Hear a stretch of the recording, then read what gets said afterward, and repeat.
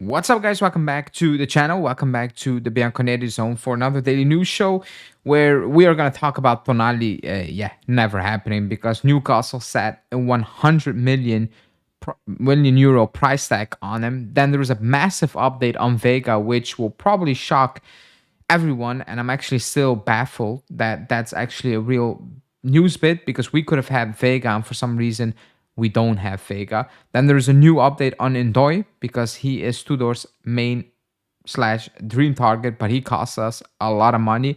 Big update on Kolo Muani and also something on Balerdi from Marseille. Before we get into it, as always, smash the like button, subscribe to the channel, but especially smash the like button, and let's talk about it.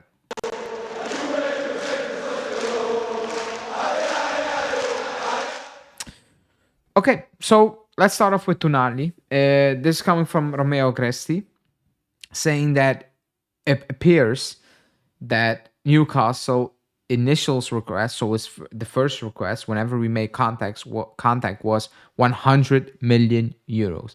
Now that's very simple. It's never going to happen for us. It's as simple as that. I think Tonali is a fantastic player, but I don't think he's worth 100 million euros. Now Newcastle has every right to ask whatever they want.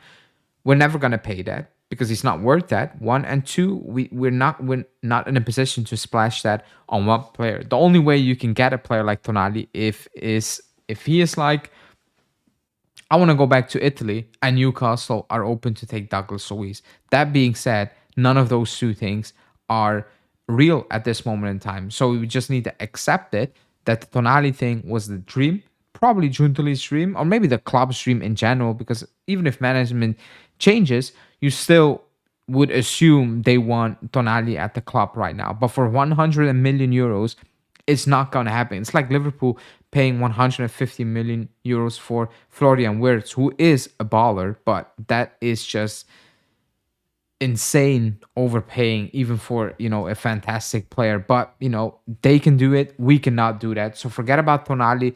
It's done, it's not happening. And actually we shouldn't bring up his name anymore this summer.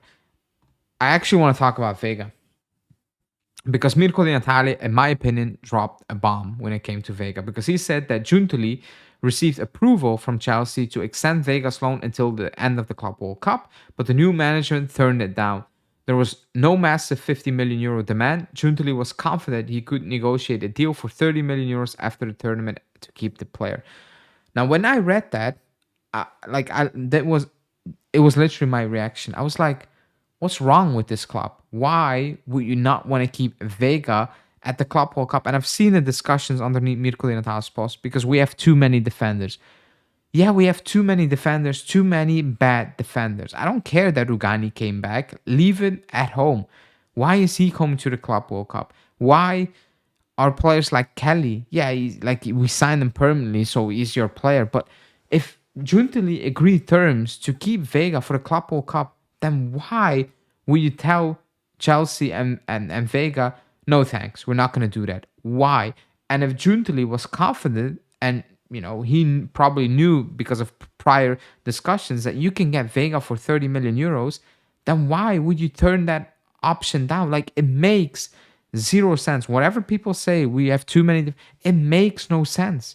It makes absolutely no sense. Right now, I have a feeling that the club is not thinking really about improving that backline, rather than keep what they have, evaluate what they have. Let's see how Bremer will do. Let's see how Cabal will do. Will Alberto Costa grow? Will Savona grow? It's a lot of ifs, maybes, but there's nothing real. There's nothing tangible. There's nothing you can actually hang your hat on and say, that's going to work. I know that kind of for a fact, even though you never know for a fact. But, at least you know that. And whilst I'm speaking, Inter is meeting with Cherubini as well, who's Parma's director, and that probably will be for Leone. So that's another player we might be missing out on, and etc. So let's see.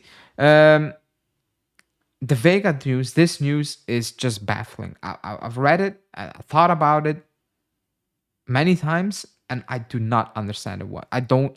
I cannot grasp why the club said, you know what, we don't need you. Not at the Club World Cup, not even after. It makes absolutely no sense. Anyways, you let me know if you have a theory why the new management said no, thank you. Let's move on. Let's move on to Ndoye because he is apparently Tudor's main target dream signing, saying that Bologna are back in the race for Miretti, while Juve's dream target is Ndoye. However, for now, signing him is difficult due to strong competition. The price quoted for Ndoye is 40 million euros. Now, I like him as a player, I do, but in our position, paying 40 million for Ndoye is a lot for what we will get, in my opinion. What's the weird part is that that's apparently our dream targets in 25. So that kind of paints the situation we're in right now. That we have dream targets that probably a couple of seasons ago would not even be as labeled as just a target, let alone dream target. However, I've always said if you back Tudor, if you want to back Tudor and you want to keep him, then you need to back him. So if there's a possibility to get Ndoye, you need to get him Ndoye. In my opinion, that's how I look at it. If the prices are ridiculous, 40 million, I think it's too much, but it's not ridiculous for a club like Juve. Even in our situation, I would assume it's just like the money.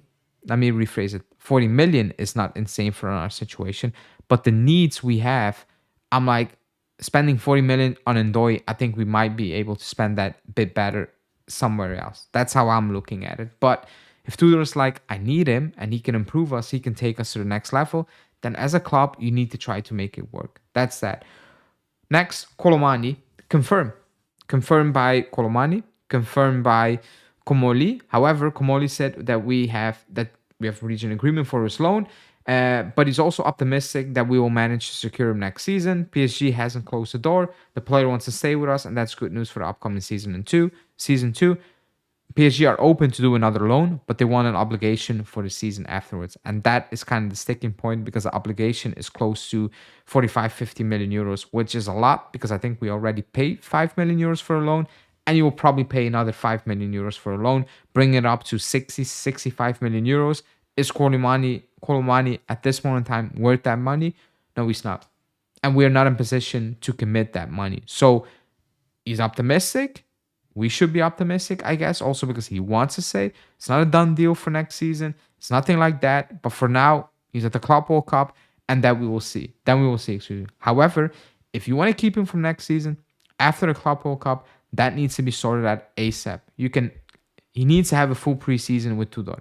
You cannot be entering the second week of August and you bring in Kolo Muani finally officially, and you're like, anyways, he already knows the team. Go. Yeah, he knows the team, but it's a must that he's having a preseason because he's one of those main guys, and you cannot have main guys filling in the second week of August, a week before the season kicks off, or 2 weeks before the season kicks off. That's just not ideal in any situation.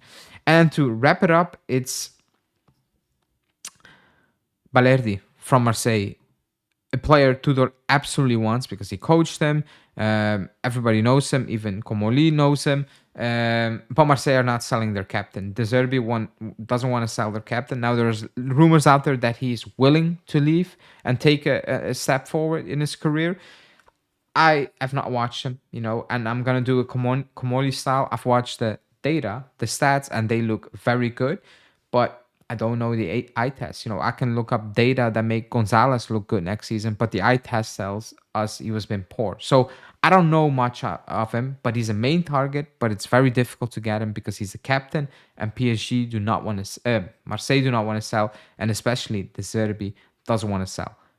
But Tudor knows him, so if there's a possibility, I believe the club will push for it. But right now, it seems very unlikely that that will happen.